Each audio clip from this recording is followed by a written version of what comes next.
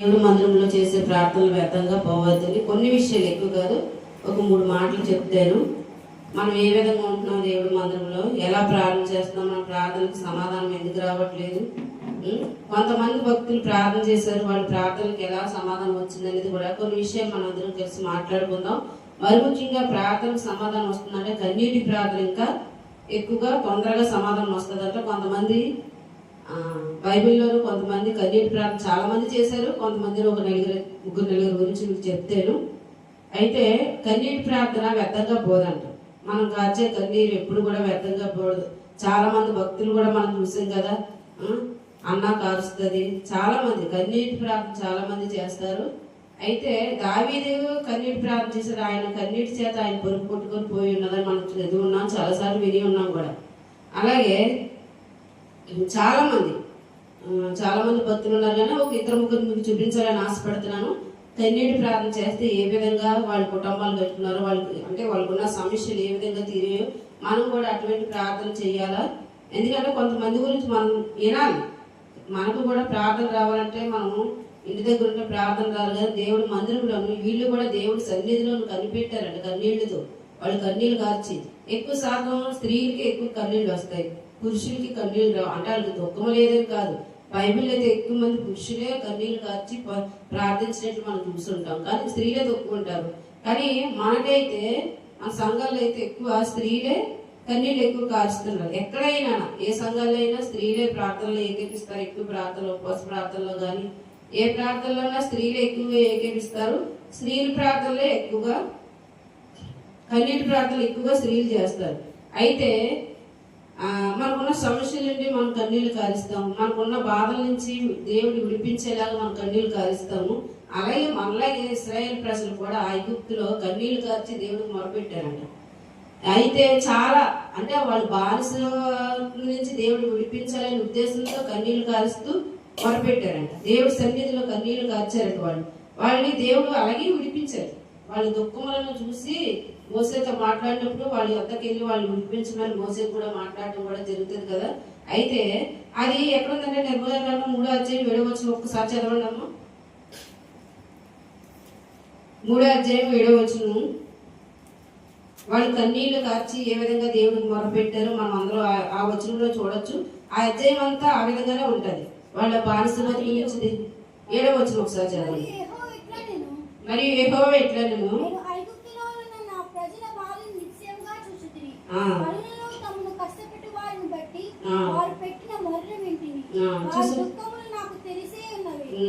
కింద వచ్చిన కూడా ఒకసారి కాబట్టి ఐగుప్తీయుల చేతిలో నుండి వారిని విడిపించినప్పుడు ఆ దేశములో నుండి విశాలమైన మంచి దేశములకు అనగా కనానీయులకు, హిత్తీయులకు, అమోరీయులకు, పెరిజీయులకు, హివ్వీయులకు, యెబూసీయులకు నివాస స్థానమై పాలు తేనెలు ప్రవహించు దేశం. అయితే ఆ అధ్యాయంలో మొత్తము ఇశ్రాయేల్ ప్రజలు దేవుడికి మొరపెడతారు. వాళ్ళ కన్నీటి ప్రార్థన ఎంత శక్తివంతమైన వాళ్ళ కన్నీటి ప్రార్థన దేవుడు చూసి వాళ్ళని విడిపిస్తాడు కూడా.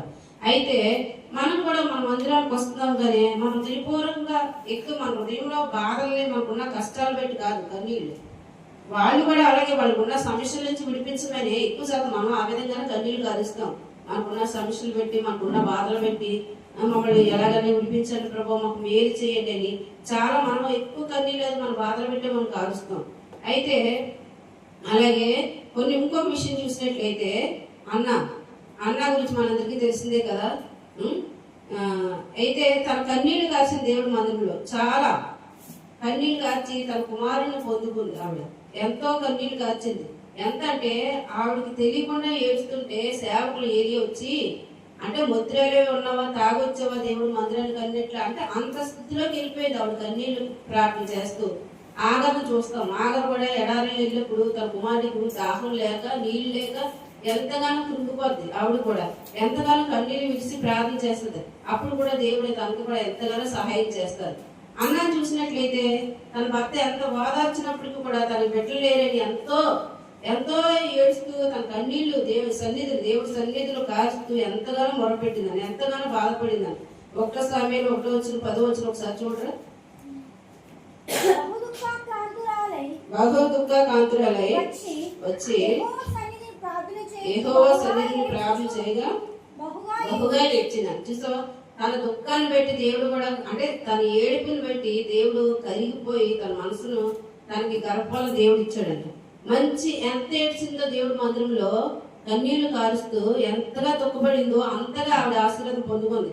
చక్కనైన ప్రవర్తి అయిన కుమారుడికి జన్మనిచ్చింది సామూయేలుకి కదా.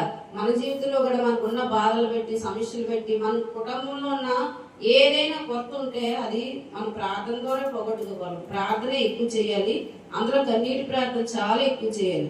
కన్నీటి ప్రార్థన చేస్తే దేవుడు మనల్ని ఎక్కువగా దీవిస్తాడు కదా. మనకున్న ఎటువంటి సమస్యలు ఎక్కువ శాతం చూడండి, ఎవరైనా ఉపవాస ప్రార్థన చేస్తారా? ఎందుకు చేస్తారు? వాళ్ళకున్న సమస్యల నుంచి విడుదల పొందాలని ఉపవాసాల నుండి ప్రార్థన చేస్తారు. మనం కూడా కనీసం ఉపవాసాలు ఉండకపోయినా దేవుడికి ఇచ్చే సమయం అన్న ఉపవాస ప్రార్థన అంటే ఏముంది, గంటన్నర మన చర్చిలో జరుగుతుంది.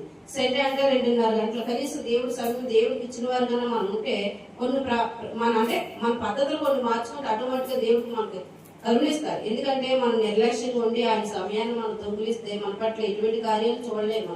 అన్న అలా చేయలేదు, తను కృంగిపోయింది. తను తోడుకోడలు అన్న మాటలకి, చుట్టుపక్కల అన్న మాటలకి, పిల్లలు లేరని చాలా కృంగిపోయి ఇంకా నా బాధ ఎవరు తీర్చరు, దేవుడే తీర్చాలనే ఉద్దేశంతో దేవుడు మందిరానికి వెళ్ళి అయ్యా ఏడి వచ్చాడ ముద్రాలే ఉన్నావా తాగొచ్చావా అనేసి అంటే అంతగా తను కుంగిపోయింది దేవుడు మందిరం. మనం కూడా మనకున్న సమస్యలు పెట్టి, మనకున్న కష్టాలు పెట్టి, మనకు వస్తున్న సోదరులు పెట్టి దేవుని మనకి అంటే మనకు దేవుడు సహాయం చేయాలంటే మనకు అన్నిటి ప్రార్థన చేయాలి. దేవుడి మందిరంలో ఎక్కువ ఉండాలి.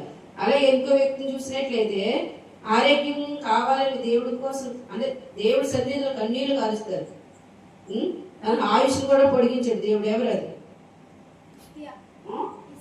హిజ్కియా. తన గురించి ఒకసారి చూసినట్లయితే యెషయా గ్రంథము 33:38 యెషయా 38:5 38 వచ్చాయి 5 వచ్చాయి.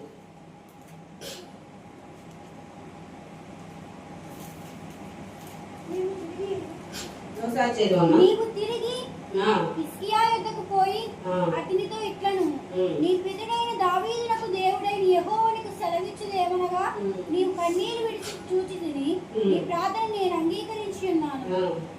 ఇంకా 15 సంవత్సరముల ఆయుష్యము నీకు ఇచ్చేదను. హిజ్కియా ప్రార్థన ద్వారా తన ఆరోగ్యం వచ్చింది. అంతేకాకుండా దేవుడు ఏం చేశాడు? 15 సంవత్సరాల ఆయుష్ పొడిగించాడు. మనకు కూడా బలహీనంగా ఉంటాం కానీ అక్కడికి ఇక్కడికి తిరుగుతాం కానీ దేవుడు మందిరంలో మనం ప్రార్థనలో కనిపెట్టం.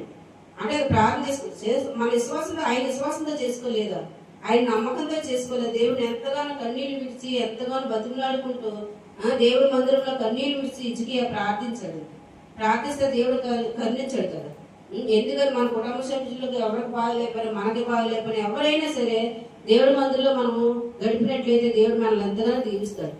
వ్యర్థంగా ఎంతో సమయం ఫోన్ల ద్వారా గడుపుతాం, వ్యర్థంగా మాట్లాడుతూ బయట వాళ్ళతో అనేక విషయాలు మాట్లాడుతూ ఎంతో సమయాన్ని వృధా చేసుకుంటాం. కానీ దేవుడి మందిరంలో కనీసం ఉపవాస దినమన్న వచ్చి 1 గంట అరగంట ప్రార్థన చేసుకున్న వారిగా మనం ఉండాలి. ఆ భక్తులు చూసినట్లయితే వాళ్ళు ప్రార్థించారు కాబట్టి అనేక కార్యాలు చేశారు, చూశారు. వాళ్ళు మనం వాళ్ళ గురించి కూడా చెప్పుకోవడానికి అంత స్థితిలో వాళ్ళు ఉన్నారు కాబట్టి వాళ్ళ గురించి మనం చెప్పుకుంటున్నాం. అలాగే చాలా మంది ఉన్నారు, మన దావీదు తెలుసు, ఆగర్ తెలుసు, చాలా మంది ఎంతో మంది కన్నీళ్ళతోనే. ఇప్పుడు యాకోబు గారు అయితే రాత్రి అంతా దేవుడితో బతిలాడాడు. అంటే తను ఎంతకంటే ఎంత బతిలాడి దేవుడు దీవిస్తే మనం అటువంటి జీవితం మనం ఎందుకు ఉండకూడదు? మనం కూడా దేవుడి మందిరంలో కనిపెడితే బాగుంటుంది కదా. మనం కూడా దేవుడి సన్నిధిలో ప్రార్థన చేసుకుంటే బాగుంటుంది కదా. మెయిన్ స్త్రీలు ఎక్కువగా ప్రార్థన చేస్తారు, కన్నీటి ప్రార్థన. అలాంటి పురుషులు చేయలేని కాదు కానీ ఎక్కువ శాతం ఎక్కడ చూసినా స్త్రీలే కన్నీటి ప్రార్థన చేస్తారు. బైబిల్లో కూడా స్త్రీలు ఉన్నారు, పురుషులు ఉన్నారు కన్నీటి ప్రార్థన చేసేవారు.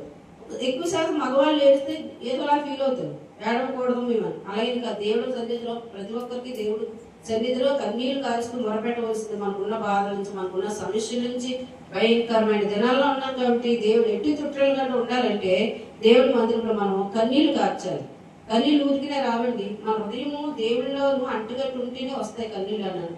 అంతేగానే మన కష్టాల సుఖాలు మామూలే, మనకున్న బాధ నుంచి కన్నీళ్ళు అలాగే వస్తాయి. మన పిల్లల సమస్యల నుంచి, మన తల్లిదండ్రుల సమస్యల నుంచి, లేదంటే మన బంధువుల నుంచి, ఎవరి నుంచి అయినా సరే కన్నీళ్ళు వస్తాయి. అది వేరు. దేవుడి సన్నిధిలో ఉండి మనం కన్నీళ్లు కాల్స్తే ఎటువంటి సమస్య. ఇప్పుడు చూసాం కదా, అన్నకు అసలు పిల్లలే ఉండరు అనుకున్నారు, తన భర్త ఎంతగానో ఓదార్చాడు, అయినా సరే దేవుడు మంచి ఫలాన్ని ఇచ్చాడు అన్నకి కదా. హిజ్కియా ఇంకా అప్పుడుతో చనిపోతాడని అనుకున్నవారు, కానీ దేవుడు ఇంకా 15 సంవత్సరాలు ఆయుష్ ఇచ్చి హిజ్కియాని బ్రతికించాడు. అలా చాలా మందిని మనం చూస్తున్నాం కదా. ఇశ్రాయేల్ ప్రజలు కూడా దేవుడు ఎంతగానో కాపాడాడు, ఎంతగానో వాళ్ళు బానిసల బతుకు నుంచి వాళ్ళు కూడా ఎడగొట్టు. మనకున్న సమస్య నుంచి దేవుడు విడిపిస్తాడు. మనం కన్నీటి ప్రార్థన, అటువంటి ప్రార్థన మన జీవితంలో కూడా ఉండాలి. మనం కూడా ఎప్పుడు కన్నీటి ప్రార్థన ఎక్కువ శాతం నేను ఎప్పుడు చెప్పిన ప్రార్థన కోసం చెప్తాను. ఇప్పుడు ఎక్కువ శాతం చెప్పేవాళ్ళు చూస్తారు, చెప్పేవాళ్ళు చెప్తున్నారంటే ఎంతో కొంత పాటించకుండా ఎవరు చెప్పరు. వాళ్ళు కొంచెమన్నా పాటిస్తారు.